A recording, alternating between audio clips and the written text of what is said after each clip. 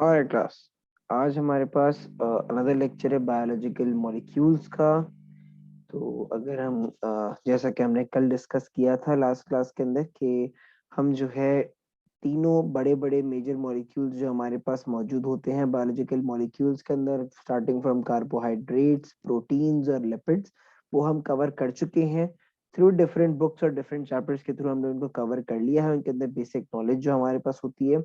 आज हमें जो स्टार्ट करना है that is our new topic called nucleic acids. ठीक हो गया। न्यूक्लिक एसिड्स हमारे पास एक और बायोलॉजिकल मॉलिक्यूल है जो कि बहुत ही सिग्निफिकेंट और बहुत ही इंपॉर्टेंट बायोलॉजिकल मॉलिक्यूल है फॉर द ह्यूमन बॉडी। ठीक हो गया। अच्छा, अगर इसमें बात करें कि न्यूक्लिक एसिड्स होते क्या है, तो इसका कुछ बैकग्राउंड इधर आपकी बुक में दिया हुआ है कि हमारे पास एक स्विस फिजिशियन और एक केमिस्ट हुआ करते थे जिनका नाम था फ्रेडरिक मीशर। 22 ईयर ओल्ड स्विट्जरलैंड के फिजिशियन थे और केमिस्ट थे फ्रेडरिक मीशर। इन्होंने जो पस सेल्स हमारे पास होते हैं, जो दानों के अंदर से पस निकलता है, उस पस के अंदर से सेल्स एक्सट्रैक्ट किए थे और उन सेल्स को उन्होंने माइक्रोस्कोप के अंदर ऑब्जर्व किया था। तो माइक्रो ऑर्गेनिज्म के अंदर जब उन्होंने उस सेल्स को ऑब्जर्व किया, तो फिर उन्होंने एक सब्सटेंस देखा जो कि उस सेल के न्यूक्लियस के अंदर मौजूद था। ठीक है। उस न्यूक्लियस के अंदर एक सब्सटेंस उन्होंने देखा जो कि वहां पे मौजूद था उन न्यूक्लियस के अंदर सेल्स के, which was quite different from other biomolecules and named it as nuclein। अब क्योंकि वो सब्सटेंस जो था, उन्होंने उस सब्सटेंस को देखा और सब्सटेंस को जज करते हुए ये चीज बताई कि ये सब्सटेंस बाकी दूसरे मॉलिक्यूल से काफी हद तक अलग है। इसकी केमिस्ट्री अलग है, इसकी कॉम्पोजिशन अलग है, इसका स्ट्रक्चर अलग है। तो इन्होंने उसको नाम रख दिया न्यूक्लियन। ठीक है, एक नया पार्टिकल उनको मिल गया, उन्होंने नाम रख दिया न्यूक्लियन। बाद में कुछ साल बाद हमारे पास पता चला कि भाई जो न्यूक्लियन हमारे पास होता है, जो न्यूक्लियन फ्रेडरिक मीशर ने डिस्कवर किया था, वो न्यूक्लियन हमारे पास उसके अंदर एसिडिक प्रॉपर्टीज मौजूद हो। बाद में स्टडीज के थ्रू पता चला कि जो न्यूक्लियन फ्रेडरिक मीशर ने डिस्कवर किया था, उस न्यूक्लियन के पास एसिडिक प्रॉपर्टीज होती हैं। ठीक है, मतलब वो थोड़ा बहुत एसिड भी होता है। तो फिर उसका नाम न्यूक्लियन से हटा के न्यूक्लिक एसिड रख दिया गया। ठीक हो गया। अच्छा जी, अब आज जो हमारे पास एडवांस स्टडी के बाद जितनी भी हमारे पास स्टडीज हुई है, रिसर्चेज हुई है, तो उनके मुताबिक न्यूक्लिक एसिड्स हमारे पास सारे लिविंग थिंग्स के अंदर मौजूद होते हैं। वायरस से लेके इंसानों तक हमारे पास हर चीज के अंदर न्यूक्लिक एसिड्स मौजूद होते हैं। न्यूक्लिक एसिड वो वाहिद चीज है जो कि हर लिविंग ऑर्गेनिज्म के अंदर आपको मिलेगी। कोई ना कोई चीजें ऐसी होंगी जो आपको वायरस में मिलेंगी लेकिन बैक्टीरिया में नहीं मिले। कुछ चीजें ऐसी होंगी जो बैक्टीरिया और वायरस में मिले, इंसानों में ना मिले।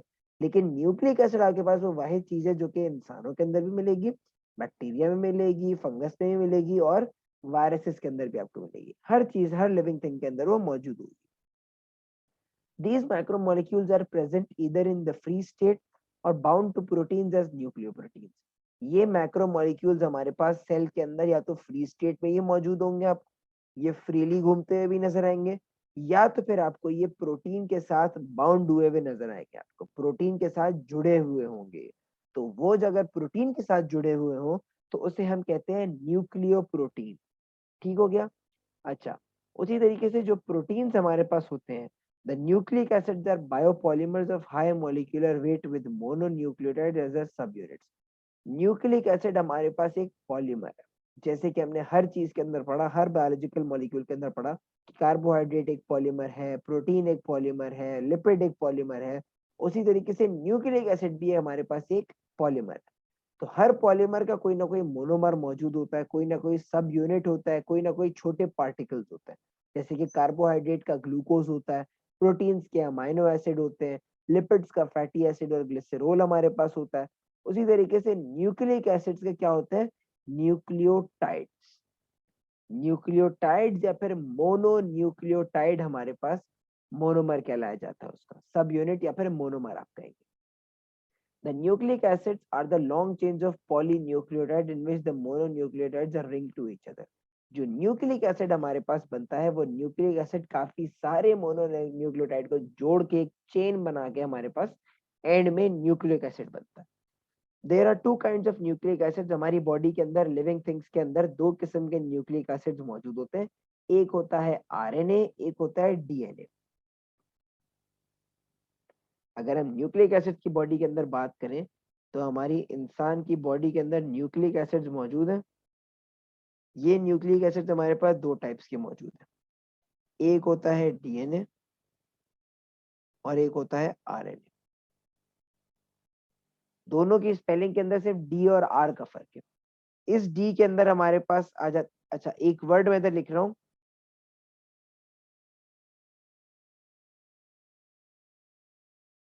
Nucleic acid. ये न्यूक्लिक एसिड का एन और ये एसिड का ए, दोनों के पास एन और ए है, दोनों के पास एन और ए है, मतलब न्यूक्लिक एसिड आपके पास आ रहा है। डी हमारे पास डीऑक्सी और आर हमारे पास राइबो, और ये डीऑक्सी राइबो हमारे पास। डीएनए हमारे पास डीऑक्सी राइबो न्यूक्लिक एसिड हो जाता है, आरएनए हमारे पास राइबो न्यूक्लिक एसिड होता है। ठीक हो गया।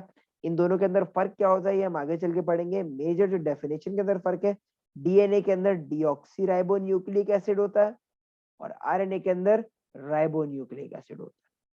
ठीक हो गया, ये चीज हमारे पास बेसिक है। अच्छा, DNA is found mainly in the chromatin of the cell nucleus, whereas most of the RNA is present in the cytoplasm and a little in the nucleolus. DNA हमारे पास जो चीज होती है, ये हमारे पास तकरीबन ज्यादा से ज्यादा कहाँ पे मौजूद होता है, न्यूक्लियस के अंदर पाया जाता है। डीएनए के अंदर और आरएनए के अंदर हमारे पास काफी मेजर डिफरेंसेस मौजूद होते हैं। डीएनए हमारे पास न्यूक्लियस के अंदर पाया जाता है, इसकी लोकेशन क्या है, न्यूक्लियस। और आरएनए हमारे पास पाया जाता है साइटोप्लाज्म के अंदर। ठीक है, साइटोप्लाज्म के अंदर 90% पाया जाता है और कुछ हद तक हमारे पास 10% जो है वो न्यूक्लियोलस के अंदर पाया जाता है। 10% न्यूक्लियोलस के अंदर पाया जाता है। न्यूक्लियोलस क्या चीज होती है, ये हमारे पास सेल है, इस सेल के अंदर न्यूक्लियस मौजूद है। इस न्यूक्लियस के अंदर हमारे पास स्ट्रैंड्स हैं।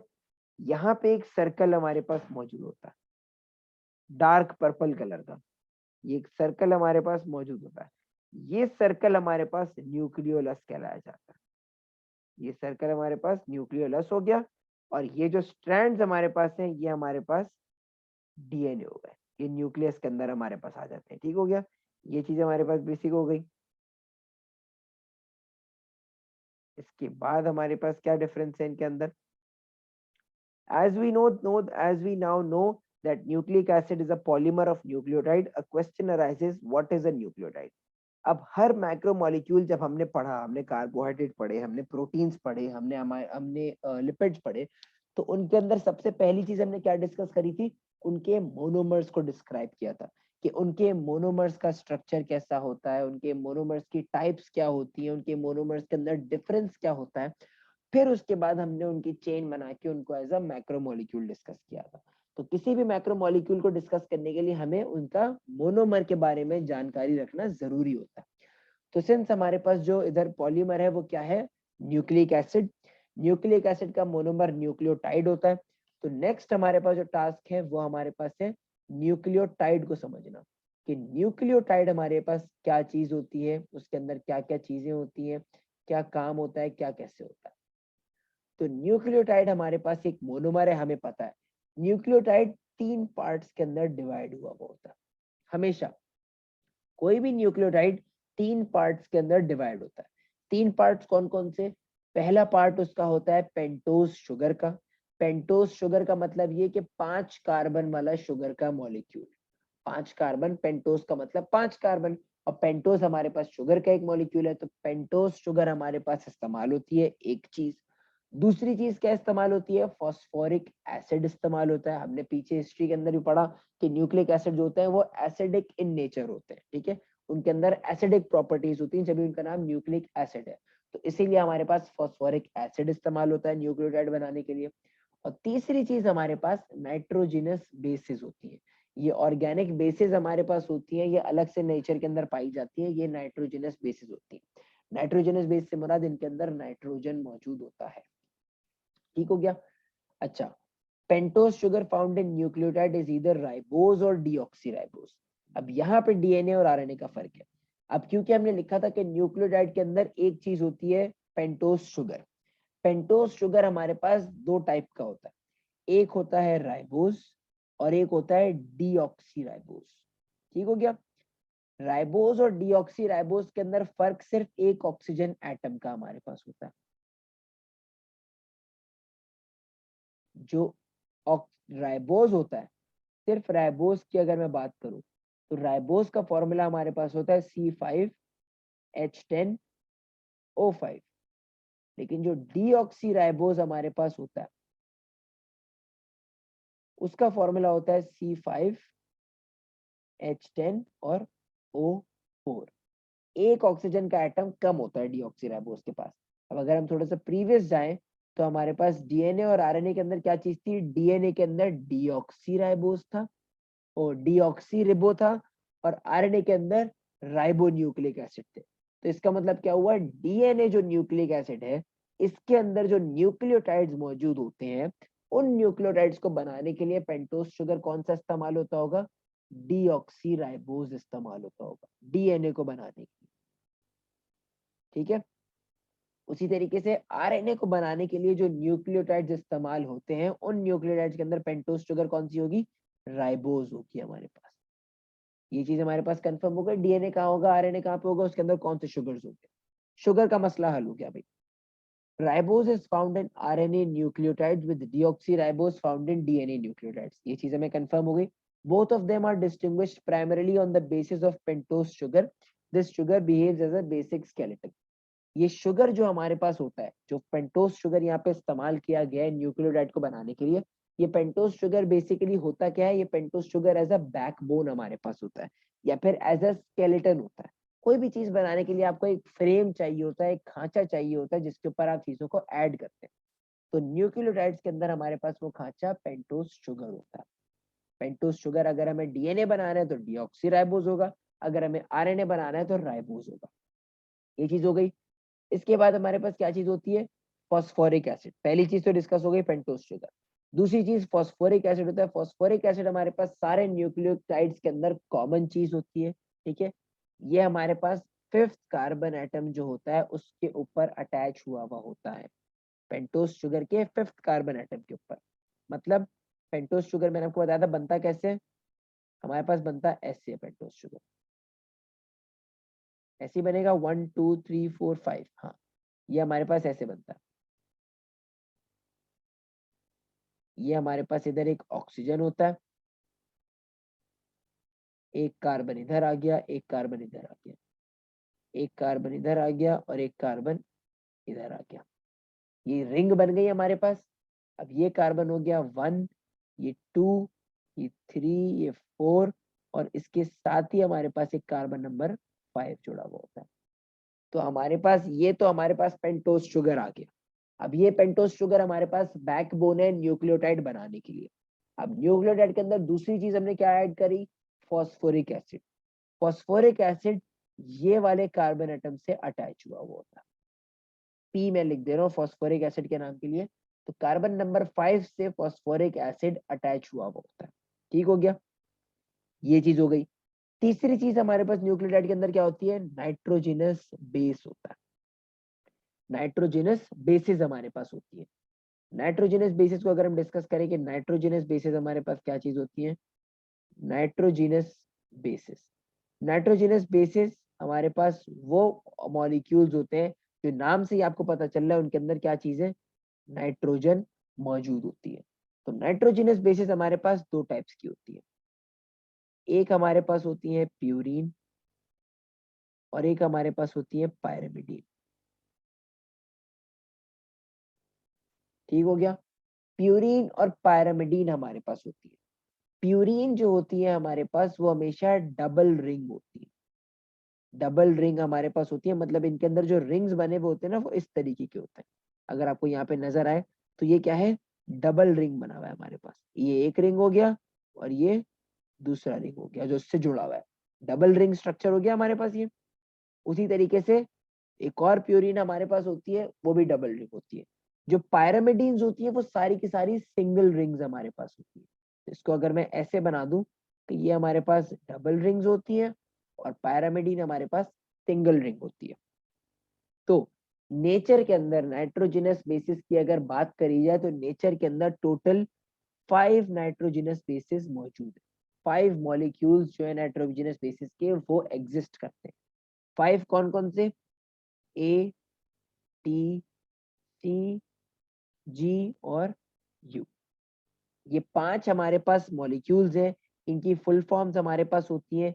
ए हमारे पास होता है एडिनाइन, टी हमारे पास होता है थायमीन, सी हमारे पास होता है साइटोसिन, जी हमारे पास होता है ग्वानिन, यू हमारे पास होता है यूरासिल। ये हमारे पास आ गए 5 नाइट्रोजनस बेसिस। अब इनमें से कौन सी बेसिस प्यूरीन होती है, कौन सी बेसिस पैरामिडीन होती है, वो डिस्कस कर लेते हैं। प्यूरीन बेसिस मैंने बताया कि डबल रिंग होती है, उनका जो स्ट्रक्चर होता है वो डबल रिंग का होता है। और पैरामिडीन जो बेसिस होती है उनका स्ट्रक्चर हमेशा सिंगल रिंग के ऊपर बना हुआ होता है। तो प्यूरीन की अगर मैं बात करूं तो इन पांचों बेसिस के अंदर से प्यूरीन सिर्फ 2 होती है, एडिनाइन ए से और ग्वानिन। ये 2 बेसिस हमारे पास प्यूरीन होती है, ए और जी। पैरामिडीन हमारे पास टी होती है, यू होती है और सी होती है। जो 3 बेसिस बच गई वो हमारे पास पैरामिडीन बेसिस कहलाई जाती है। तो ये बेसिक इंफॉर्मेशन है जो आपको याद करने की जरूरत है। इनके स्ट्रक्चर याद करने की इतनी जरूरत नहीं है, लेकिन इनके नाम आपको पता होने चाहिए, इनकी फुल फॉर्म आपको पता होनी चाहिए, इनका आपको ये पता होना चाहिए कि ये होती क्या चीज है। ठीक हो गया? अच्छा, नाइट्रोजनस बेस तो डिस्कस हो गई। नाइट्रोजनस बेस हमारे पास कहाँ लगती है? 2 टाइप्स है, बेसिक टाइप्स की हमने पढ़ लिया, प्यूरीन है, पैरामिडीन है, हमारे पास सारे नाम इनके पढ़ लिए। Formation of nucleotide takes place in 2 steps. At the first step, the nitrogenous base combines with pentose sugar at its first carbon atom to form a nucleoside. At the second step, the phosphoric acid combines with the 5th carbon of the pentose sugar to form a nucleotide. अच्छा जी, अब हमारे पास ये तीनों चीजें हमने देख ली। एक हमारे पास पेंटोस शुगर होता है, एक नाइट्रोजनस बेस होती है और एक हमारे पास फॉस्फोरिक एसिड होता है। किसी भी न्यूक्लियोटाइड को बनाने के लिए 3 चीजें हमने पढ़ ली। पेंटोस शुगर हमारे पास हो गया, हमारे पास फॉस्फोरिक एसिड हो गया, इसको मैं ऐसे लिख दे रहा हूँ फॉस्फोरिक, और तीसरी चीज हमारे पास नाइट्रोजनस बेस हो गई। ठीक हो गया? ये 3 चीजें हमें गारंटीड की जरूरत पड़ती है। अब हमारे पास बनता कैसे है न्यूक्लियोटाइड? एक न्यूक्लियोटाइड हमें बनाना है, तो न्यूक्लियोटाइड हमेशा 2 स्टेप्स के अंदर बनता है। 2 स्टेप्स के अंदर बनता है। ये हमारे पास पहला स्टेप है और ये हमारे पास सेकेंड स्टेप है। पहले स्टेप के अंदर क्या चीज होती है? पेंटोज शुगर तो हमारे पास बैकबोन है, स्केलेटन है, वो तो जरूरी है। तो पहले स्टेप के अंदर हमारे पास पेंटोज शुगर आ जाती है। ठीक है, इसको मैं ऐसे बना दे रहा हूँ। पेंटोज शुगर हमारे पास आ गया। पेंटोज शुगर हमारे पास है, ये पेंटोज शुगर फ्रेमवर्क है हमारे पास। अब ये हमारे पास होता है क्या है कि यहाँ पे हमारे पास कार्बन 1 होता है, यहाँ 2 होता है, यहाँ 3 होता है, यहाँ 4 होता है, और 4 के साथ ही यहाँ पे हमारे पास 5 होता है। ये तो ऑक्सीजन है, हमें पता है। अच्छा जी, होता क्या है कि पेंटोज शुगर के साथ हमारे पास जो नाइट्रोजनस बेस होती है ना, कोई सी भी एक, पांचों में से कोई सी भी एक साथ पांचों नहीं जुड़ती, या फिर 2 भी नहीं जुड़ती, 3 भी नहीं जुड़ती, 4 भी नहीं जुड़ती। हमेशा एक न्यूक्लियोटाइड के अंदर एक नाइट्रोजनस बेस मौजूद होगी, मैक्सिमम एक। ठीक है? तो एक न्यूक्लियोटाइड बेस कोई सी भी, ए, टी, सी, जी या फिर यू में से कोई सी भी एक बेस उठ के इस कार्बन एटम नंबर 1 के ऊपर, कार्बन एटम नंबर 1 जो हमारे पास है, इसके ऊपर आके लग जाती है। यहाँ पे हमारे पास नाइट्रोजनस बेस आके लग जाती है। ठीक है? जब nitrogenous base carbon atom number 1 के ऊपर लग जाती है तो ये प्रोडक्ट को हम कहते हैं न्यूक्लियोसाइड। न्यूक्लियोसाइड, न्यूक्लियोटाइड नहीं, न्यूक्लियोसाइड, SIDE। क्योंकि अभी तक हमारे पास क्या हुआ है, पेंटोज शुगर पे नाइट्रोजनस बेस अटैच हुई है, तो ये न्यूक्लियोसाइड। दूसरे स्टेप के अंदर क्या चीज होती है? यही प्रोडक्ट जो हमारे पास ऊपर वाले स्टेप के अंदर था, ऑक्सीजन। इसको ऐसे अगर मैं नहीं बनाऊं, इसको अगर मैं सेंटर में बनाऊं यहाँ पे, तो ये हमारे पास आ गया हमारा प्रोडक्ट। ठीक है? ऑक्सीजन यहाँ पे है, ये कार्बन एटम 5 है, ये 4 था, 3, 2 और ये 1। यहाँ पे हमारे पास नाइट्रोजनस बेस अटैच हुई हुई है, ये न्यूक्लियोसाइड है अभी तक। फॉस्फोरिक एसिड जो बच जाता है वो हमारे पास अब आकर यहाँ पे कार्बन एटम नंबर 5 के ऊपर जुड़ जाता है, फॉस्फोरिक एसिड। तो ये फॉस्फोरिक एसिड हमारे पास यहाँ पे जुड़ जाता है और नाइट्रोजनस बेस यहाँ पे जुड़ जाती है। अब जब फॉस्फोरिक एसिड हमारे पास न्यूक्लियोसाइड के ऊपर अटैच हो जाता है तो हम इसे कंप्लीटली कहते हैं कि ये क्या बन गया है, न्यूक्लियो, ये हमारे पास बन गया है न्यूक्लियोटाइड। ये हमारे पास न्यूक्लियोटाइड बन गया है। ठीक है, ये हमारे पास तरीका होता है न्यूक्लियोटाइड बनाने का। ये चीजें हमारे पास हो गई। इसके बाद हमारे पास जो है, हम पहली चीज हमारे पास जो पहला टॉपिक है वो है मोनोन्यूक्लियोटाइड्स का, कि मोनोन्यूक्लियोटाइड्स हमारे पास क्या चीज होती है। Mononucleotides, generally the nucleotides are found in the nucleic acid as polynucleotide, but they are also found as mononucleotide and dinucleotide. Mononucleotides exist singly in the cell or as part of other molecules. They are not part of DNA or RNA. Some of these have extra phosphate groups. ATP, adenosine triphosphate, it is the most important among these nucleotides. It is an unstable molecule and carries energy from place to place. अच्छा, हमारे पास मोनोन्यूक्लियोटाइड्स भी होते हैं, हमारे पास die nucleotides भी मौजूद होते हैं। ठीक हो गया। अच्छा, न्यूक्लियोटाइड्स हमारे पास हमने पढ़ लिया कि न्यूक्लियोटाइड तो ये स्ट्रक्चर होता है। न्यूक्लियोटाइड का स्ट्रक्चर हमारे पास क्या है, हमारे पास एक शुगर होगी, पेंटोज शुगर, यहाँ पे एक नाइट्रोजनस बेस अटैच होगी और यहाँ पे हमारे पास एक फॉस्फोरिक एसिड अटैच होगा। ये हमारे पास बेसिक स्ट्रक्चर हो गया न्यूक्लियोटाइड का। मोनोन्यूक्लियोटाइड हमारे पास क्या चीज होती है, मोनो न्यूक्लियोटाइड। मोनोन्यूक्लियोटाइड हमारे पास चीज होती है जिसके अंदर सिर्फ ये एक ही चीज एग्जिस्ट कर रही होती है, इसके अलावा और कुछ नहीं होता। हमने न्यूक्लियोटाइड की तो डेफिनेशन यही पढ़ी ना कि न्यूक्लियोटाइड्स, न्यूक्लिक एसिड के अंदर बहुत सारे न्यूक्लियोटाइड्स मौजूद हैं, लेकिन सेल के अंदर हमारे पास अलग से न्यूक्लियोटाइड्स भी घूम रहे होते हैं। तो अगर एक न्यूक्लियोटाइड अलग से घूम रहा होता है सेल के अंदर तो उसे हम कहते हैं मोनोन्यूक्लियोटाइड। वो हमारे पास मोनोन्यूक्लियोटाइड हो जाता है। ठीक हो गया, क्योंकि वो अकेला घूम रहा है, मोनो मतलब सिंगल। तो जो मोनोन्यूक्लियोटाइड न्यूक्लियोटाइड्स होते हैं, जरूरी नहीं कि उनके पास शुगर तो एक ही होता है। ठीक है, शुगर एक ही होता है। नाइट्रोजनस बेस उनके पास एक हो सकती है या फिर दो भी हो सकती है, एक भी हो सकती है, दो भी हो सकती है। और फॉस्फोरिक एसिड जो हमारे पास ग्रुप अटैच होता है वो भी जरूरी नहीं कि एक हो, वो भी एक हो सकता है, दो भी हो सकते हैं और तीन भी हो सकते हैं, ज्यादा से ज्यादा तीन हो सकते हैं। तो मोनोन्यूक्लियोटाइड्स जो हमारे पास होते हैं उनके अंदर एग्जाम्पल हमारे पास है एटीपी की एग्जाम्पल है। एटीपी, एटीपी हमारे पास एक चीज होती है, एक मॉलिक्यूल होता है जो कि आपने जूनियर क्लासेस में पढ़ा होगा। एटीपी एनर्जी मॉलिक्यूल हमारे पास होता है सेल के अंदर। एनर्जी मॉलिक्यूल हमारे पास या फिर एनर्जी करेंसी हमारे पास होती है एटीपी। एटीपी की फुल फॉर्म हमने पढ़ी थी, एटीपी की फुल फॉर्म होती है एडिनोसाइन मोनोफॉस, एडिनोसाइन ट्राइफॉस्फेट, ट्राइफॉस्फेट।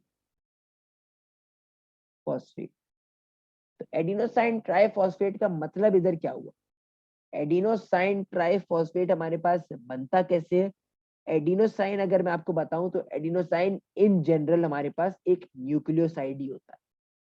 ये होता कैसे है, एडिनोसाइन का मतलब क्या हुआ, पेंटोज शुगर था,